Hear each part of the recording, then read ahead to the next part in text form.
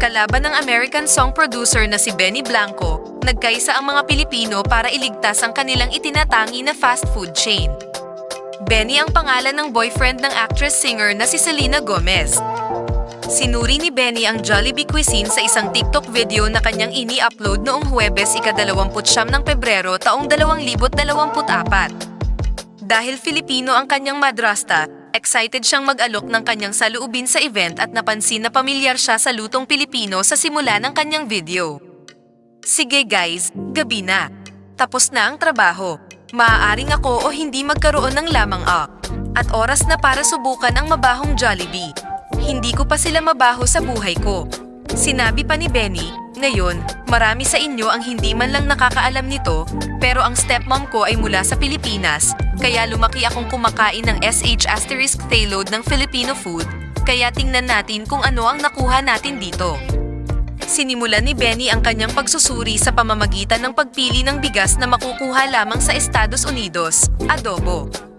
Ang kanyang conclusion, tingnan mo itong adobo rice na nakakasuka. Sorry, itong nakakasuka na adobo rice. Ewan, walang kaklas-klas.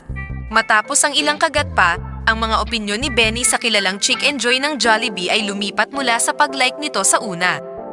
Okay, mga lalaki, hayaan mo akong sabihin sa iyo ng isang bagay. Naniniwala talaga ako na niloloko ako ng gravy, dagdag pa niya. Hindi man lang ganoon kagaling ang manok. Ang manok na may gravy-spired ay talagang parang basang-basa na parang ewan. Hindi maganda ang impresyon ni Benny sa spaghetti ng Jollibee na inihanda sa estilong Pilipino bago pa man niya ito subukan. Sumagot siya, okay, ang walang kwentang pagkain na ito ay amoy basura at nakakasuka. Ito ay spaghetti na may, tulad ng, maliit na hotdog sa loob nito at, tulad ng, keso. Hayaan mo akong kumuha ng tinidor. Mabilis niya itong nilawian matapos matikman na nagsabing parang sinira lang ng ganyan ang gabi ko. Ew, Jollibee.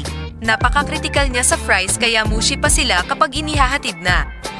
Nagsalita si Benny sa mga tagapakinig, sige, tingnan mo ang mga french fries nilang parang pritong saging. Hindi ko nga matry ito.